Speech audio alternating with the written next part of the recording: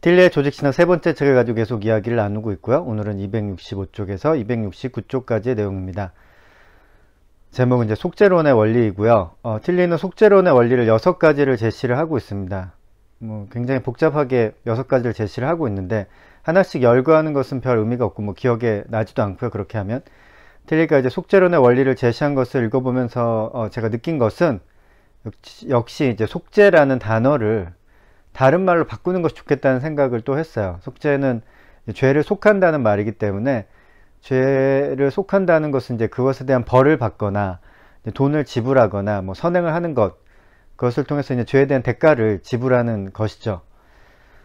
근데 이제 속죄는 죄와 깊은 관련이 있는 단어입니다. 이제 실제로 그리스도교 신학에서 말하는 속죄는 이런 식의 이제 죄와 벌의 관점에서 이해하는 것이 그다지 바람직하지 않습니다. 영어 단어가 이제 atonement인데 그 단어의 이제 어원적 의미인 화해나 하나되기로 이제 번역을 하는 것이 더 좋겠다라는 생각을 이 속죄론의 원리를 읽으면서 또 생각을 했습니다.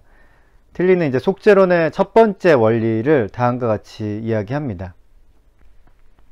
가장 결정적인 첫 번째 원리는 속죄의 과정은 하나님에 의해서만 창조된다는 것이다. 여기서 이제 주목해야 될 사항이 뭐냐면은 틸리가 말하고자 하는 속죄의 주체, 이 속죄를 누가 이뤄내느냐, 이 속죄의 주체는 하나님입니다. 예수가 십자가에 못 박혀 죽음으로 인해서 이제 속죄가 이루어진 것이라면, 즉 예수가 속죄의 주체라면 우리가 이런 식으로 이해할 수 있는데, 예수가 이 세상에 살지 않았다면, 또는 이제 이 세상에서 살았다고 하더라도 십자가 처형을 당하지 않았다면 속죄가 일어나지 않았을까? 이런 질문을 할 수가 있죠. 근데 틸리는 그렇지 않다고 이제 말하고 있는 겁니다. 속죄의 주체는 예수가 아니라 하나님이라는 거죠. 그런 의미에서도 이제 속죄라는 말보다는 화해라는 말이 더 잘 어울릴 것 같습니다. 화해의 주체는 하나님이고, 그렇다면 예수가 이 땅에 오기 전에도 이미 그 화해는 일어날 수 있는 일이었습니다. 그래도 그리스도인이 속죄라고 부르는 사건은 예수의 십자가 사건입니다. 사실 이제 어톤먼트는 더 넓은 범위에서 이해를 해야 하지만 초점을 이제 최대한 좁히면은 예수의 십자가 사건이라고 할 수 있습니다. 조금 더 요 십자가 사건에서 조금 더 넓히면 예수의 삶 전체로 볼 수 있고, 더 넓게 보면 이제 예수의 탄생 이전과 이후, 예수의 죽음 이후까지 모두 포함할 수 있습니다. 그러니까 속죄를 예수의 삶 전체로 본다면 속죄의 원리를 이제 다음과 같이 말할 수 있는데요. 틸리가 말한 이제 속죄의 네 번째 원리입니다.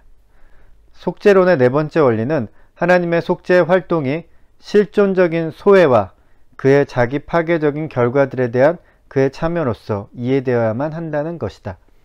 달리 말하면 속죄는 소외라는 인간 실존에 대한 신의 참여를 의미합니다. 예수의 삶 자체가 속죄라고 할 수 있죠. 속죄라고 하니까 또 이제 죄에 대한 벌을 받는 것 같은데요.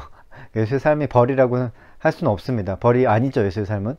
근데 틸리는 속죄 다섯 번째 원리에서 소외에 대한 하나님의 참여는 그리스도의 십자가에서 나타난다고 이제 주장을 합니다.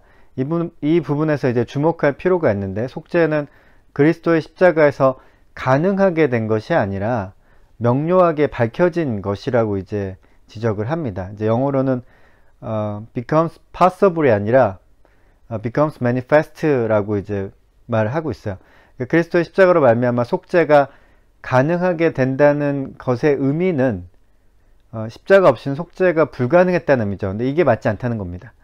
becomes manifest는 하나님의 화해가 예수의 십자가로 인해서 명백해진다는 의미입니다. 그러니까 passible과 manifest의 의미는 다르죠. 속죄론의 여섯 번째 원리는 인간들 또한 그리스도로서 예수의 존재인 새로운 존재에 대한 참여를 통해서 하나님의 속죄 행위에 나타남에 참여한다는 것이다.